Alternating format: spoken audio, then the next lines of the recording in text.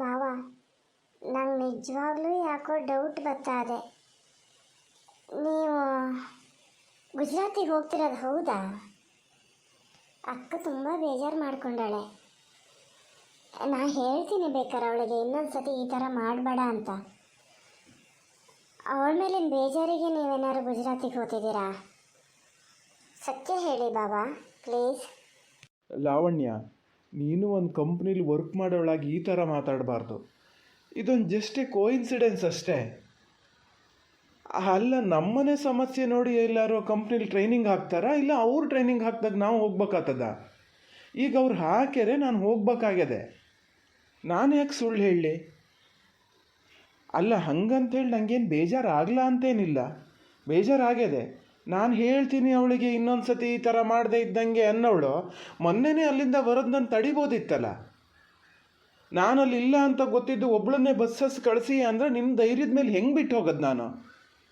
ಅದಕ್ಕೆ ನಾನಿದ್ದಾಗ ಮಾತ್ರ ಅವಳಲ್ಲಿ ಇರಲಿ, ನಾನು ಇರಲಿಲ್ಲ ಅಂದ್ರೆ ಅದು ಇಲ್ಲೇ ಇರಲಿ. ನಮ್ಮನೇಲಿ ಇಲ್ಲೂ ಇರೋದು ಬೇಡ, ಬೆಂಗಳೂರಲ್ಲೂ ಇರೋದು ಬೇಡ. ನಂಗೆ ಅಕಸ್ಮಾತ್ ಅವಕಾಶ ಇದ್ದರೆ ನಾನು ಜೊತೆಗೆ ಹೋಗೋನು ಕರ್ಕೊಂಡು ಹೋಗ್ತೀನಿ. ಅದು ನೆಕ್ಸ್ಟ್ ಸರಿಯಿಂದ ಪ್ಲ್ಯಾನ್ ಮಾಡ್ತೀನಿ. ಈಗ ಸಡನ್ನಾಗಿ ಬಂದಿದ್ದರಿಂದ ನಂಗೆ ಪ್ಲ್ಯಾನ್ ಮಾಡೋಕ್ಕಾಗ್ತಿಲ್ಲ. ಅಲ್ಲಿ ತನಕ ಅವಳು ಇಲ್ಲೇ ಇರಲಿ. ಇಲ್ಲಿ ಬಿಟ್ಕೊಳೋದು ನಿಮ್ಮ ಜವಾಬ್ದಾರಿ ಕೂಡ. ಪೂರ್ತಿ ಜವಾಬ್ದಾರಿಯಿಂದ ನುಣುಚ್ಕೊಳಕ್ಕೆ ನೋಡಬೇಡಿ. ಯಾಕೊಂದು 8-10 ದಿನ ಇಲ್ಲಿ ಬಿಟ್ಕೊಳಕ್ಕಾಗದೆ ಅದು ಯಾಕೆ ಹಂಗೆ ಮಾಡ್ತೀರಿ? ಏನು ಬೇರೆಯವ್ರ ಮನೇಲಿ ಬಿಡ್ತಿದ್ದೀನ ನಾನು? ನಿಮ್ಮ ಅಕ್ಕನ ಸಮಸ್ಯೆ ಏನು ಅಂತ ನಿಮಗೆ ಗೊತ್ತಲ್ಲ. ಇಷ್ಟು ಮಾಡೋಕ್ಕಾಗದೇ ಇದ್ದರೆ ನಾನೊಬ್ಬ ಎಷ್ಟಂತ ಜವಾಬ್ದಾರಿ ತೊಗೊಳಕ್ಕಾಗ್ತದೆ? ಅಲ್ಲ ಅಲ್ಲ ಬಾವ, ನಾನು ಹಂಗಲ್ಲ ಹೇಳಿದ್ದು. ನೀವು ಬೇಜಾರು ಮಾಡ್ಕೊಬೇಡಿ. ಅವಳು ಅಕ್ಕ ತುಂಬ ಒಂಥರ ಫೀಲ್ ಮಾಡ್ಕೋತಿದ್ಲಲ್ಲ, ಅದಕ್ಕೆ ಹೇಳಿದ್ದಷ್ಟೇ.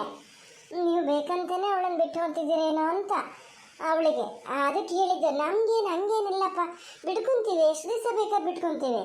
ನಾನು ವರ್ಕ್ ಫ್ರಮ್ ಹೋಮಿಗೆ ಹಾಕ್ಸ್ಕೊತೀನಿ, ಬಿಟ್ಕೊತೀನಿ. ನೀವೇನು ತಲೆ ಕೆಡ್ಸ್ಕೊಳೋದು ಬೇಡ. ನೀವು ಹೋಗಿ ಬನ್ನಿ, ಟ್ರೈನಿಂಗಿಗೆ ಹೋಗಿ ಬನ್ನಿ. ಇಲ್ಲ, ಅವಳೇನು ಫೀಲ್ ಮಾಡ್ಕೊಳಲ್ಲ. ನಾನು ಅವಳಿಗೆ ಕನ್ವಿನ್ಸ್ ಮಾಡಿನೇ ಇಲ್ಲಿಗೆ ಕರ್ಕೊಂಬಂದಿದ್ದು. ಹೇಳೇಳೆ ಅವಳು, ನೀವು ಟ್ರೈನಿಂಗ್ ಮುಗಿಸ್ಕೊಂಡು ಬನ್ನಿ ಆರಾಮಾಗಿ, ನಾನು ಇಲ್ಲಿ ಇರ್ತೀನಿ ಅಂದಾಳೆ. ನೀವು ಮತ್ತೇನಾದರೂ ಅವಳ ತಲೆಗೆ ತುಂಬಿ ಏನಾದರೂ ಬೇರೆ ಫೀಲಿಂಗ್ಸ್ ತರಬೇಕೇನೋ ಅಷ್ಟೇ, ಮತ್ತೇನಿಲ್ಲ. ಆರಾಮಾಗಿರ್ತಾಳೆ. ದಯಮಾಡಿ ಅವಳಿಗೆ ಬೇರೆ ಏನೂ ಹೇಳಕ್ಕೆ ಹೋಗಬೇಡಿ. ನಾನು ಏನು ಹೇಳಿನೋ ಅಷ್ಟು ಕೇಳ್ಕೊಂಡು ಅವಳು ಇರಲಿ. ಓ ದೇವರೇ, ಏನಪ್ಪ ಭಾವ ಇಷ್ಟು ನಿಷ್ಠುರಾಗಿ ಮಾತಾಡ್ತಾ ಇದ್ದಾರಲ್ಲ. ಈ ಅಮ್ಮನ ಮಾತು ಕೇಳ್ತೀನಿ ನಾನು, ಯಾಕಾರು ಅವಳನ್ನು ಕಳಿಸಿದ್ನೇನ. ಸರಿ ಬಾವ, ಸರಿ. ನಾನು ಹೇಳ್ತೀನಿ, ಅಕ್ಕನ ಹತ್ರ ನಾನು ಮಾತಾಡ್ತೀನಿ. ಬೇಡ, ಅದನ್ನೇ ನಾನು ಬೇಡ ಅಂದಿದ್ದು. ಮಾತಾಡೋದು ಏನೂ ಬೇಡ.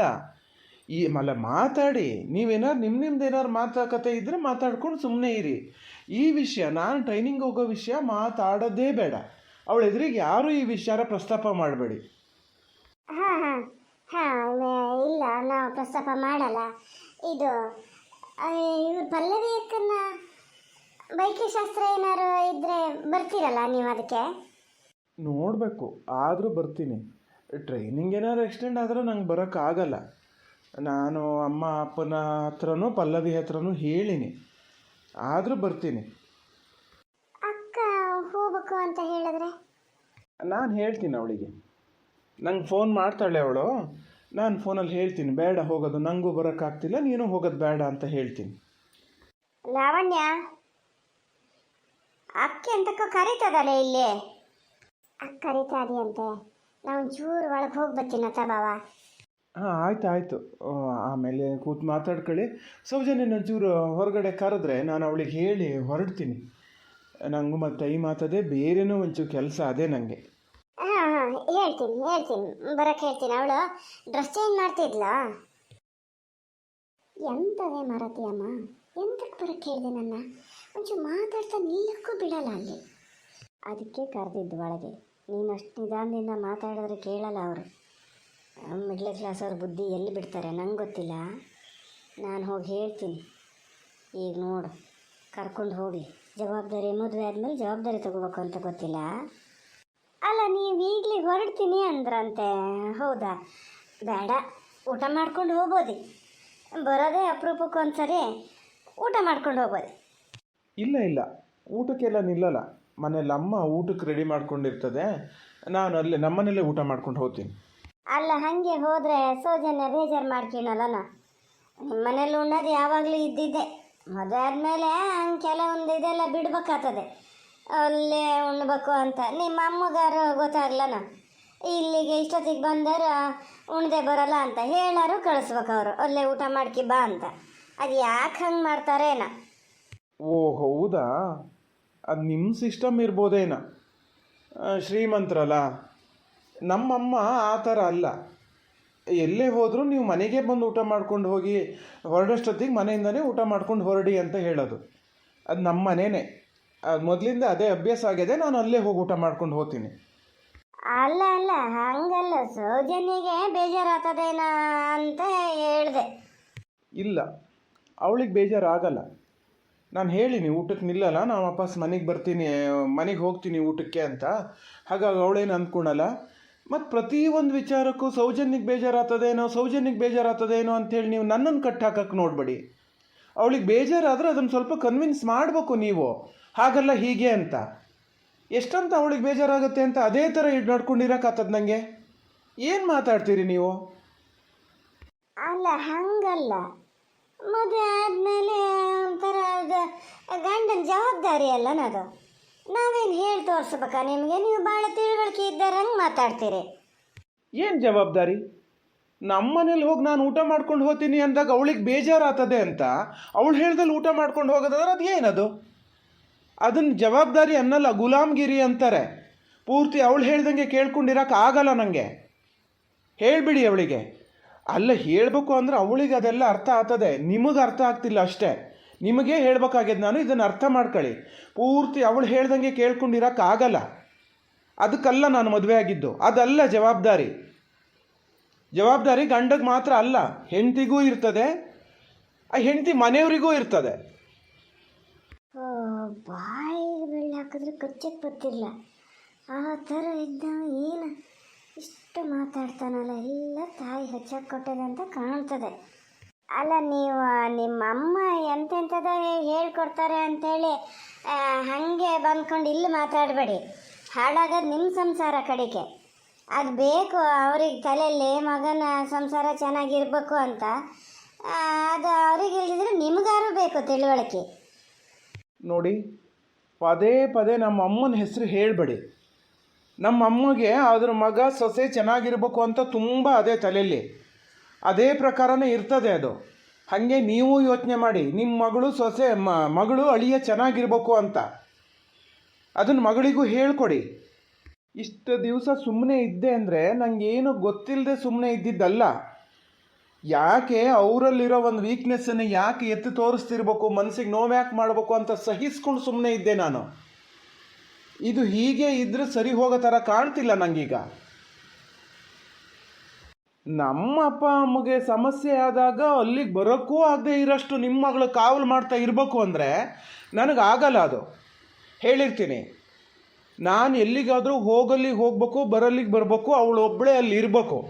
ಅಷ್ಟಕ್ಕೆ ರೆಡಿ ಆದ್ರೆ ಮಾತ್ರ ಮಗಳನ್ನು ಕಳಿಸಿ ಬಂದು ಕರ್ಕೊಂಡೋಗಿ ಅಂತ ಹೇಳಿ ನಾನು ಕರ್ಕೊಂಡು ಹೋಗ್ತೀನಿ.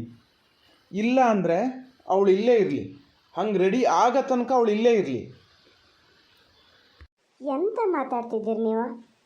ಏನು ಮಾತಾಡೋದು? ಹಾಗೆ ರೆಡಿ ಆಗದ ಅಂತ ಹೇಳಿದ್ರೆ ನಮ್ಮ ಅದು ಮನಸ್ಸಿಗೆ ಒಂಥರ ಬೇಜಾರು ಮಾಡ್ಕೊಳ್ಳಲ್ಲ. ಅದು ನೀವು ಅಂದ್ರೆ ಅಷ್ಟು ಹಚ್ಕೊಂಡದೆ.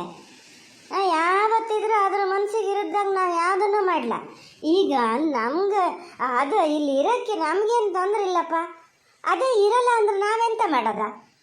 ಹಾಗಂತ ನಾನೇನು ಮಾಡೋದು? ನಿಮ್ಮ ಮಗಳನ್ನು ಇಷ್ಟು ವರ್ಷ ಸಾಕು ಬೆಳೆಸಿದವ್ರು ನೀವು. ಅವಳು ಬುದ್ಧಿ ಹೆಂಗೆ, ನಡವಳಿಕೆ ಹೆಂಗೆ ಅಂತ ಗೊತ್ತಿದ್ದಿದ್ದು ನಿಮಗೆ. ಏನು ಮಾಡಿದ್ರೆ ಅವಳು ಸುಮ್ಮನಾಗ್ಬೋದು ಅಂತ ಯೋಚನೆ ಮಾಡಿ ನೀವೇ ಸರಿ ಮಾಡ್ಬೇಕು ಅದನ್ನು. ಅವಳ ಮನಸ್ಸಿಗೆ ವಿರುದ್ಧವಾಗಿ ನೀವು ಯಾವುದೂ ನಡ್ಕೊಂಡ್ಲೇನಲ್ಲ. ನಾನೇ ಮದುವೆ ಆಗ್ತೀನಿ ಅಂತ ಮದುವೆ ಆಗಿದ್ಲ ಅವಳು. ಇದಕ್ಕೆ ಹೆಚ್ಚು ನಾನು ಮಾತಾಡಲ್ಲ. ಸುಮ್ಮನೆ ನಿಮ್ಮ ಮನಸ್ಸು ನೋಯ್ಸೋಕ್ಕೆ ನಂಗೆ ಇಷ್ಟ ಇಲ್ಲ. ನೀವು ಸುಮ್ಮನೆ ಇದ್ದುಬಿಡಿ ಅಷ್ಟೇ. ಅವಳ ಮನಸ್ಸಿನಂತೆ ನೀವೆಲ್ಲದನ್ನು ನಡ್ಕೊಂಡಿದ್ರೆ ಅವಳ ಪರಿಸ್ಥಿತಿ ಇವತ್ತು ಹಿಂಗೆ ಆತಿರಲ್ಲ. ಅವಳನ್ನು ಸರಿ ಮಾಡೋದು ನಿಮ್ಮದೇ ಜವಾಬ್ದಾರಿ. ಪೂರ್ತಿ ತಂದು ನನ್ನ ತಲೆಗೆ ಕಟ್ಟಕ್ಕೆ ಮಾತ್ರ ನೋಡಬೇಡಿ. ನಾನು ನೆಕ್ಸ್ಟ್ ಸ್ಟೆಪ್ ತೊಗೊಬೇಕಾಗ್ತದೆ ಅಷ್ಟೇ. ಓ, ನಂಗೆ ಈಗೆಲ್ಲ ಗೊತ್ತಾಗ್ತದೆ. ನೀವು ಮಾತಾಡೋದು ನೋಡಿದ್ರೆ ಟ್ರೈನಿಂಗ್ ಗೀನಿಂಗ್ ಎಲ್ಲ ಸುಳ್ಳ ಅಂತ. ಸುಮ್ಮನೆ ಒಂದು ನ್ಯಾವ ಹೇಳ್ತಿದ್ದೀರೇನಲ್ಲ. ಹಿಂಗೆ ಮಾತ್ರ ಮಾಡಬೇಡಿ. ನಿಮಗೂ ಒಬ್ಳು ತಂಗಿ ಅದೇ. ಅದ್ರ ಜೀವನದಲ್ಲಿ ಹಿಂಗೇನಾರು ಆದರೆ ಎಷ್ಟು ನೋವು ಆಗ್ತದೆ ಅಂತ ಗೊತ್ತಾಗಬೇಕು ನಿಮಗೆ. ಈ ಥರದರು ಅಂತ ತಿಳ್ಕೊಂಡಿರಲ್ಲ ನಾನು. ನೋಡಿ, ನನ್ನ ತಂಗಿನ ಈ ವಿಚಾರಕ್ಕೆ ತರಬೇಡಿ. ನನ್ನ ತಂಗಿ ಜೊತೆ ಸೌಜನ್ಯನ ಕಂಪೇರ್ ಮಾಡಲೂಬೇಡಿ. ಬೇಡ ಬಿಡಿ, ನಾನೇನು ಹೇಳಲ್ಲ. ನೀವು ಹೆಂಗಾರು ತಿಳ್ಕೊಳ್ಳಿ. ನಂಗೆ ಟ್ರೈನಿಂಗ್ ಅದೇ, ನಾನು ಹೋಗ್ತಿದ್ದೀನಿ. ಅಲ್ಲಿಂದ ಬಂದ ಮೇಲೆ ನಾನು ಅವಳನ್ನು ಕರ್ಕೊಂಡು ಹೋಗ್ತೀನಿ ಅಷ್ಟೇ. ಫೋನಲ್ಲಿ ಮಾತಾಡ್ತಿರ್ತೀನಿ. ಇದಕ್ಕಿಂತ ಹೆಚ್ಚು ನಾನೇನು ಹೇಳಲ್ಲ. ನಾನು ಇನ್ನು ಹೊರಡ್ತೀನಿ, ಊಟ ಮಾಡೋಕ್ಕಿರಲ್ಲ. ಹಾಂ, ಭಾಳ ಒಳ್ಳೆಯರು ಅಂದ್ಕೊಂಡಿದ್ದೆ. ನಾನು ಒಳ್ಳೆಯವನೇ ನಾನು, ಇಲ್ಲ ಅಂದವ್ರು ಯಾರೀಗ? ನಿಮ್ಮ ಇಂತಹ ದರ್ಪ ಅಹಂಕಾರಕ್ಕೆಲ್ಲ ಸುಮ್ಮನೆ ಇರೋಷ್ಟು ಒಳ್ಳೆಯವನು ನಾನಲ್ಲ. ಸೆಲ್ಫ್ ರೆಸ್ಪೆಕ್ಟ್ ನನಗೂ ಅದೇ. ಅದ್ರ ಪ್ರಕಾರ ನಡ್ಕೊತೀನಿ ಅಷ್ಟೇ.